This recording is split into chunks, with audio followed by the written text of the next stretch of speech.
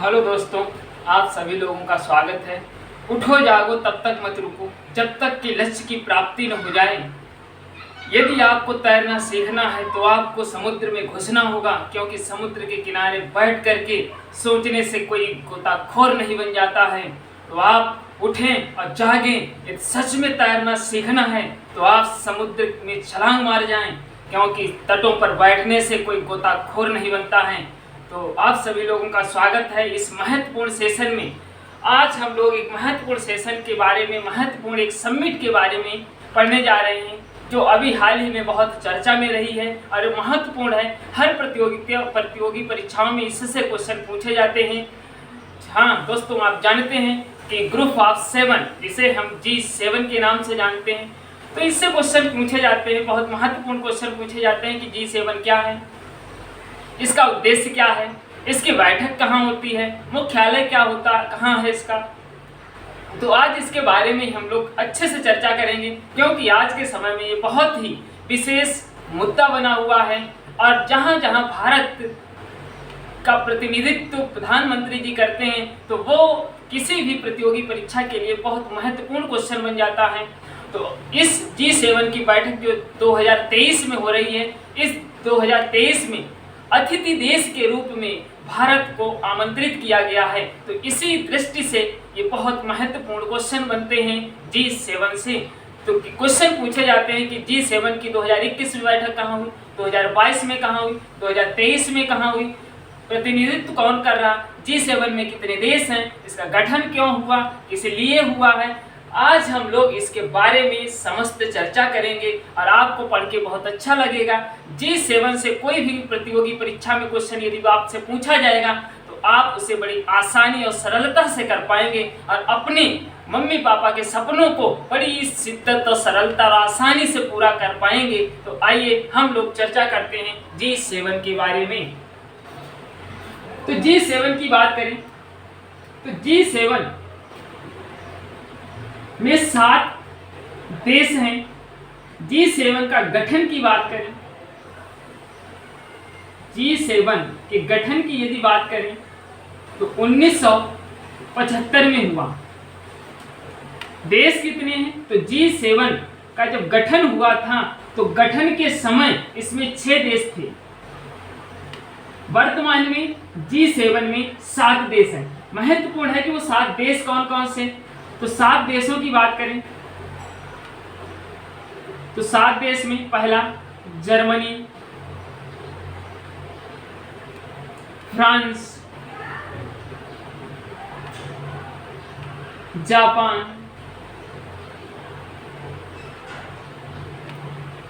America,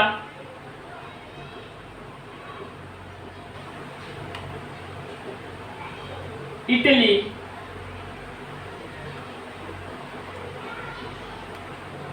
Canada और England, United kingdom. तो G7 की बात करें तो G7 में वर्तमान समय में 7 देश हैं।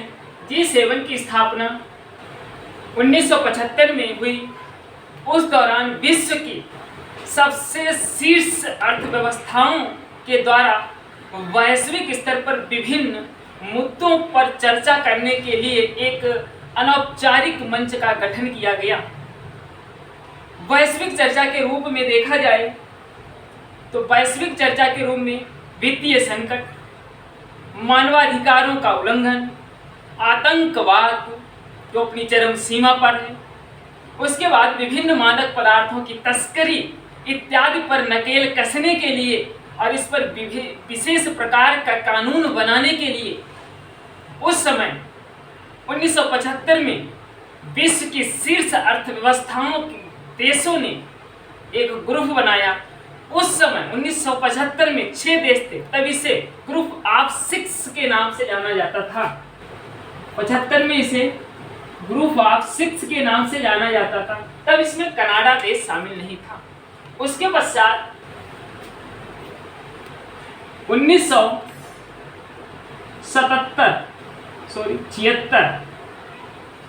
1976 की बात करें तो 1976 में कनाडा इस ग्रुप में शामिल हो गया। अब इसका नाम G6 से बदल करके G7 कर दिया गया।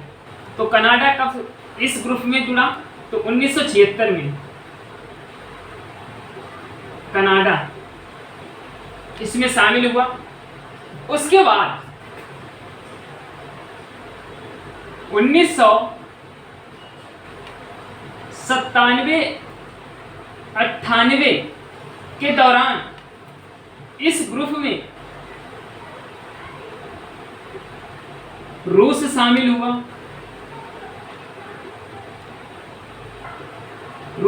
हुआ। और ये अब G8 के नाम से जाना जाने लगा। 1975 में दुनिया की शीर्ष अर्थव्यवस्थाओं के द्वारा वैश्विक स्तर पर विभिन्न मुद्दों पर चर्चा के लिए एक अनौपचारिक मंच का गठन किया गया था। ये मंच वित्तीय आपात, वित्तीय संकट, आतंकवाद, मानवाधिकार, लोकतंत्र, उसके बाद मादक पदार्थों की तस्करी इत्यादि पर नकेल कसने के लिए इस मंच का गठन किया गया। उसके बाद 1976 में कनाडा इसमें शामिल हो गया और इसका नाम G7 रख दिया गया। उसके पश्चात 1997-98 के दौरान इसमें रूस शामिल हो गया, लेकिन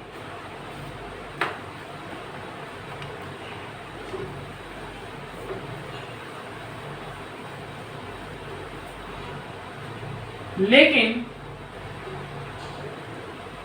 2014 में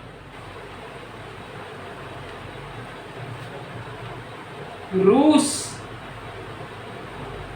क्रीमिया विवाद के बाद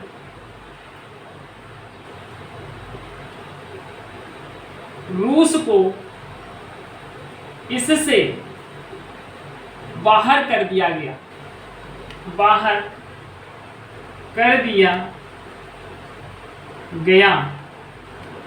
और पुनः G7 बन गया।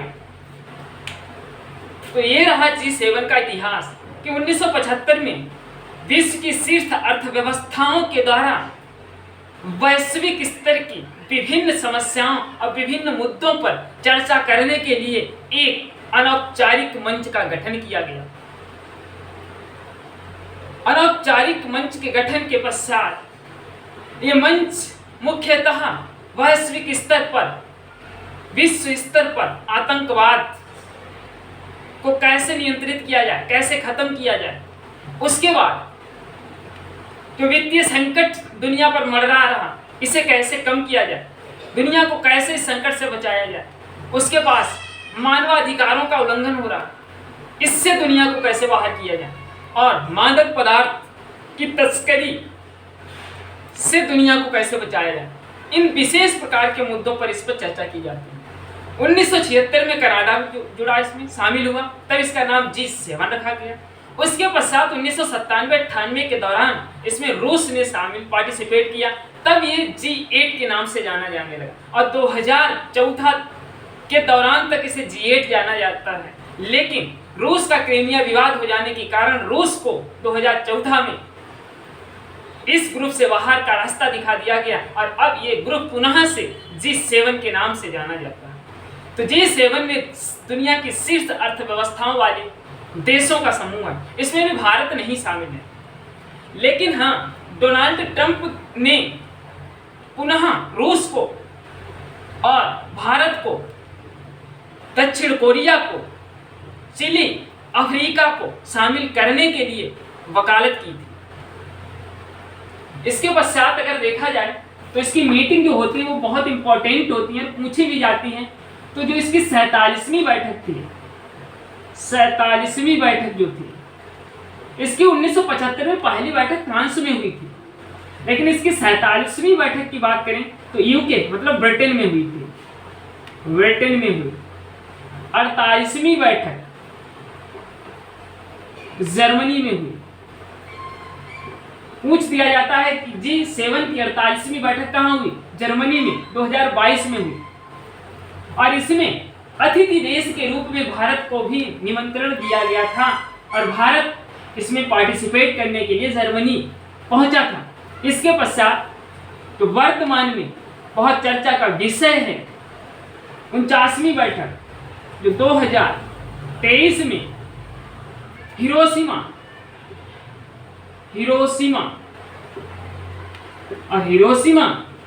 जापान यहां पर बैठक हो रही। तो G7 के 7 देश हैं, Germany, France, Japan, Italy, Canada, America, England, ये तो शामिल हुए। बाकी इस समिट में, इस मीटिंग में जापान के प्रधानमंत्री फूमियो किशिदो के द्वारा भारत को अतिथि देश के रूप में भी शामिल किया गया और भारत को आमंत्रित किया गया अतिथि देश के रूप में, क्योंकि आज पूरा विश्व भारत को ग्लोबल लीडर के रूप में देख रहा है। क्योंकि भारत वैश्विक स्तर पर आतंकवाद पर नकेल कसने, आतंकवाद का खात्मा करने के लिए बात करता है। भारत जलवायु परिवर्तन पर बात करता है। भारत विश्व में शांति की बात करता है। भारत कई बार रूस यूक्रेन युद्ध को एक शांति के माध्यम से, बातों के माध्यम से, एक मंच पर आकर कूटनीतिक समझौतों के माध्यम से हल निकालने की बात करता है। भारत ग्लोबल वार्मिंग को कम करने की बात करता है। भारत विश्व में शांति और चमन की बात करता है, क्योंकि भारत वसुदैव कुटुंबकम के साथ दुनिया को यह संदेश देता है कि पूरी पृथ्वी हमारा एक परिवार है, हम सब एक हैं।